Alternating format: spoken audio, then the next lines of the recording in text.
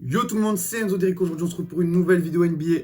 La NBA reprend ce soir. On aura droit aux Nets contre les Warriors et aux Clippers contre les Lakers. Donc, avant le début de tout ce bordel là, on va faire ensemble un point sur la saison à venir et voir ensemble nos pronostics. Alors, du coup, j'ai mis les Lakers en 1. Évidemment, ils ont fait un step-up par rapport à l'année dernière. Ils ont pris Gasol, ils ont pris Harrell, ils ont pris Schroeder, ils ont pris Matthews. Ils ont re-signé leurs joueurs qu'il fallait re-signer. Je pense que ça va couler de source. Leur seul souci, peut-être, ça va être de voir s'ils vont réussir à recréer le même collectif que l'année dernière ou pas.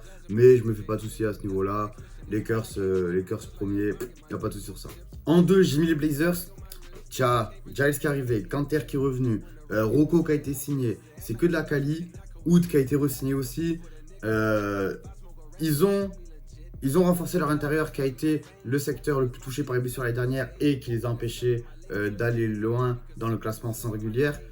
Donc je pense que cette saison, ça va casser des têtes. Vraiment. Lillard, il va, je pense, faire une saison MVP. On verra ça après. Mais Blazers 2, ouais. J'ai mis les Clippers en 3 devant les Nuggets parce que je pense que par rapport à la saison dernière, ça jouera mieux, il y aura un meilleur collectif surtout. Je pense que Tyronn Lue va mieux gérer ses hommes que l'a fait Doc Rivers, notamment par rapport à tous les privilèges qu'avaient Paul George et Kawhi, et qui a semé un peu la zizanie dans le vestiaire, si on en croit certains insiders NBA. Je pense que ça va être beaucoup mieux géré cette saison et que ça va mieux jouer. Il y aura moins de load management aussi, je pense, donc ça va gagner plus de matchs, sachant que la plupart des matchs qu'ils perdaient, c'était parce qu'il n'y avait ni Kawhi, ni Paul George, ou qu'il manquait l'un des deux. Donc je pense que cette saison, ça va jouer beaucoup mieux. Après, les Nuggets qui vont être dans la continuité de leur saison de l'année dernière, qui vont finir quatrième, je pense. T'as Michael Porter Jr. et Bol Bol qui risquent d'être intégrés au roster et à la rotation cette saison. Il y aura donc plus de turnover, beaucoup plus de profondeur, mais peut-être que ça fera moins de résultats parce que tu auras plus de développement à faire aussi avec ces deux-là. Mais après, une fois arrivé en playoff, je pense que tout ce petit gratin sera prêt. Et les Nuggets en playoff, si tout se passe bien cette saison, ça peut encore faire mal. Déjà qu'ils sont allés en finale de conférence l'année dernière. Je les vois bien refaire un run au moins jusqu'en demi de conférence selon comment avance la saison. Ensuite, les Mavs en 5, Josh Richardson est venu remplacer Seth Curry, ça va apporter plus de physique, beaucoup plus de sûreté défensive. Déjà que le backcourt Doncic, Seth Curry, c'était très très léger au niveau défense. Mais là, il garde quand même une pointe de shoot, il ramène un peu plus de physique, un peu plus de possibilité de percuter dans la raquette, de rentrer, de driver, que le faisait Seth Curry. Joueur beaucoup plus complet. Donc je pense que ça peut faire du bien, ça peut donner vraiment un très bon lieutenant pour Doncic pour Zingis. Pour Zingis, j'espère qu'il va améliorer son shoot par rapport à l'année dernière, parce qu'il avait un pourcentage écœurant quasiment. Mais il revenait de blessure, il avait besoin de reprendre du temps. Maintenant c'est fait, il n'aura plus d'excuses. Donc on verra ce que donnera la sauce Mavs. Mais ça finira, je pense, dans les 5-6. Après, j'ai mis les Suns. Les Suns, free agency de ouf. Crowder, Chris Paul, etc. Chris Paul, vraiment, je pense que c'était la pièce qui manquait pour un peu gérer tous ces petits jeunes-là. Ça va bien entourer Booker. Mais du coup, je pense que cette saison, il n'y aura aucune excuse pour les Suns pour ne pas faire les playoffs. Vraiment, une très très bonne équipe sur le papier. Ça peut très très bien jouer. Ça a re-signé Saric, donc ça va le confirmer dans ses fonctions. Ça va vraiment s'appuyer un peu plus sur lui. Ayton aussi, il va step up de ouf avec un meneur comme Chris Paul. Je pense que toute cette sauce va prendre et que ça va finir 5-6e. Je vois quand même les Mavs au-dessus parce que c'est une meilleure équipe qui est là quand même depuis un peu plus longtemps. Doncic est un peu plus confirmé que Booker. Mais les Suns 6e, je pense que c'est leur place et je pense que c'est là où ils finiront. Après en 7, j'ai mis les Rockets parce que tu sais pas si James Harden est encore concerné par le projet. Tu sais que tu as beaucoup de taf à faire avec Boogie et Wall qui reviennent de très très longues blessures, donc tu peux pas être assuré de leur performance. Tu as Christian Woods qui a montré de très très bonnes choses en pré-saison, mais qui doit être encore intégré au collectif avec Harden, parce que là où il faisait ses pairs, c'était sans Harden. Donc je pense que ça va finir 7e, voire 8e avec les Warriors au coude à coude, parce que cette saison, ça va être un gros bordel aux Rockets. Tu vois, tu as déjà beaucoup de joueurs qui ont fait des échos, comme quoi jouer avec Harden, c'est horrible. Je pense à Westbrook, je pense à Austin Rivers, je pense même à Eric Gordon qui a parlé, qui a dit que il en avait marre d'être juste là à courir et à donner les ballons à Harden. Donc, faut voir. Tu as aussi un coach rookie avec Silas. Donc, beaucoup d'incertitudes côté Rockets et j'ai un peu peur pour eux. J'ai un peu peur que c'est la fin des espoirs de titre pour les Rockets. Tu vois, pendant quelques saisons, ils ont toujours été parmi les contenders. Ils ont même déjà fini premier de conférence. Et après, en huitième, ça s'est joué entre les Grizzlies, les Pels et les Warriors. Mais faut pas oublier que les Warriors, c'est un double MVP avec Curry, c'est un Depoy avec Draymond Green, c'est un coach of the year avec Steve Kerr. Tu as des joueurs comme Wiggins et Kelly Oubre qui vont forcément apporter quelque chose. Tu as James Wiseman qui peut être très bien intégré dans le collectif, que ce soit en termes de défense ou même en termes de pick and roll avec Curry. Ça va beaucoup jouer dessus, je pense. Donc voilà, je pense que ça reste quand même au-dessus des Pelicans, même s'il y a Adams qui est venu, même s'il y a Bledsoe qui est venu, au-dessus des Grizzlies aussi. Je serais même pas surpris de les voir arriver jusqu'à la 6ème place. Mais ça fera les playoffs, quoi qu'il en est, je pense quand même, parce que voilà, c'est Curry quand même, faut pas déconner. Je n'ai pas mis le Jazz dans mes 8 premiers, parce que je sens que la machine Jazz, ben vraiment, ça marche plus comme ça marchait il y a 2-3 ans. Tu vois, c'est plus aussi flamboyant. Ils commencent vraiment à avoir des difficultés. Le jeu devient un peu plus lent, sachant que, ok, t'as Spida, t'as Donovan Mitchell qui est vraiment vif, mais autour, ça reste lent un peu quand même, tu vois. Je pense que ça correspond plus vraiment à la tendance de nos jours où vraiment c'est très rapide, c'est très vif.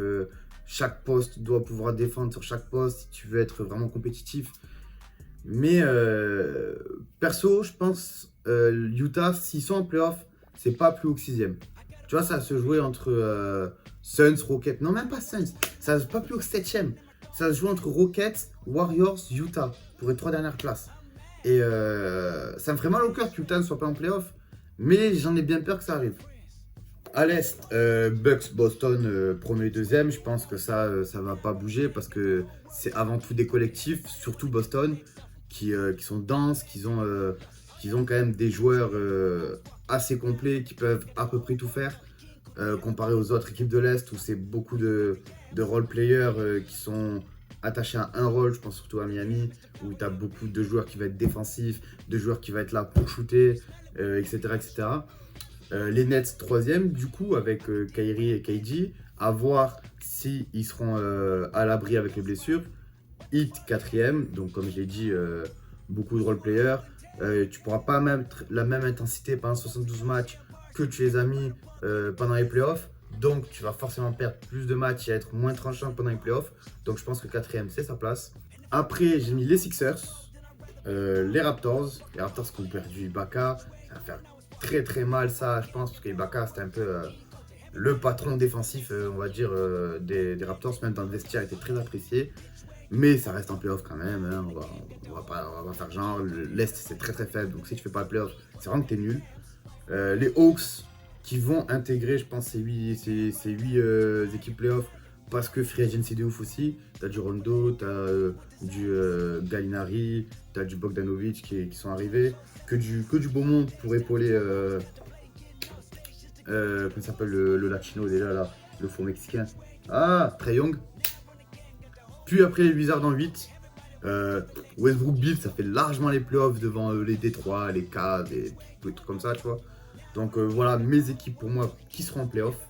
Après, question récompense individuelle, je pense que Anthony Davis aura très très à cœur d'être Defensive Player of the Year.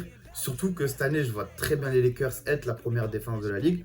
Donc ça va appuyer son dossier et je pense que cette fois-ci, ça passera. En MVP, très clairement, je pense que Lillard va faire une saison de ouf. Peut-être proche même du triple-double de moyenne. Mais il va vraiment avoir un step-up cette année, je sens. Et il va vraiment fermer des bouches de ouf. Amener les Blazers à la 2ème place. Et vraiment, en playoff, je sens vraiment que les Blazers vont être ultra chiants à jouer. Et ça peut être vraiment l'équipe surprise, entre guillemets. Et peut-être même celle qui peut le plus faire tomber les Lakers. Rookie of the Year, j'ai mis la Melo Ball.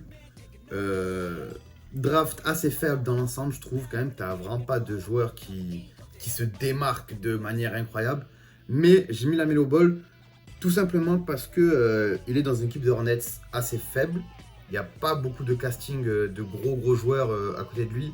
T'as Hayward qui est arrivé, mais il n'a pas du tout la carrure pour dire ok, je prends tous les ballons. Donc je pense qu'il aura beaucoup la balle, qu'il aura beaucoup de liberté de création, et donc forcément, je pense qu'il fera un peu plus de stats. Et peut-être même qu'il aura des shoots de dernière seconde à prendre et à mettre. Je pense que ça va être un peu du même acabit que Jay Morant l'année dernière, ou dans le sens où c'est la pépite d'une équipe sans star, et que donc du coup il va être mis en avant. En MIP, j'ai mis Shai de OKC, parce que très clairement, déjà l'année dernière il a joué un très bon rôle à OKC, et le lieutenant, le poulain de Chris Paul. Cette année il est tout seul, il n'y a que des nouveaux, et surtout que c'est la pépite de OKC. Donc je pense qu'ils vont lui laisser les clés, ils vont lui dire ok, maintenant c'est ton équipe, évolue avec, fais-la grandir, et grandis toi aussi, et tu as beaucoup plus de liberté. Donc je pense que cette année, Shai vraiment, il va passer un palier. Pourquoi pas même taper aux portes du All-Star Game. Ça sera très compliqué pour lui d'y entrer, je pense, mais il peut y prétendre. Et ça va appuyer forcément l'idée de lui en MIP du coup. Et en Coach of the Year, j'ai mis du coup Terry Scott, le coach des Blazers, parce qu'ils vont faire une année de fou, comme je dis depuis le début de la vidéo. Vous l'aurez vu ici en premier, les Blazers vont faire une année de gros fou. Donc forcément, ils vont passer de... Je crois qu'ils ont fini 8ème l'année dernière, ils ont fini 8ème grâce au play-in. Donc forcément, tu passes de 8ème à 2ème, Coach of the Year, c'est logique. Maintenant, qu'est-ce qu'on peut attendre de cette saison? Très clairement, je pense que en termes d'ambiance, forcément, ça va être très bizarre. Déjà, tu n'auras pas de All-Star Weekend. Tu auras l'élection des All-Stars habituels. Ouais, moi je serai All-Star, mais il n'y aura pas de All-Star Weekend, il n'y aura pas de All-Star Game. Donc ça va être un peu bizarre cette année. Ça va être vraiment que du jeu focus. Il n'y aura pas de break mental comme ça. Et je pense que ça peut vraiment handicaper certains joueurs. Dans le sens où ce break-là, il servait aussi un peu de mise au point d'avant et de mi-saison un peu, tu vois. Surtout qu'il y avait la trade deadline dans ces eaux-là aussi. Du coup, ça servait un peu de première mise au point. Et là, sachant qu'il n'y aura pas cette possibilité de faire sa première mise au point, ça risque de changer pas mal de choses. Après, dans les points positifs que j'attends de cette saison, c'est l'adversité. Là, on peut voir surtout grâce à la free agency qu'il y a eu, où vraiment il y a des joueurs qui sont allés un peu partout, que tu as beaucoup d'équipes compétitives en soi. Et ça, je pense que ça va pouvoir donner des meilleurs matchs à voir, et surtout beaucoup plus de suspense. Peut-être pas dans les 2 premières places de chaque conférence, mais après dans le classement, dans l'ordre, dans ah putain les Bucks en premier, je veux pas arriver 8ème parce que sinon c'est foutu. Donc ok, donc je vais me battre pour la 7ème place. Je pense que ça peut être cool, tu vois. Après, gros point négatif pour moi, c'est qu'ils ont gardé le système de play-in pour aller en playoff, le mini tournoi qu'il y avait l'année dernière pour la bulle. Ça a marché pour la bulle parce que pas toutes les équipes avaient le même nombre de matchs. Donc forcément, pour être un peu plus équitable, tu avais mis le play-in.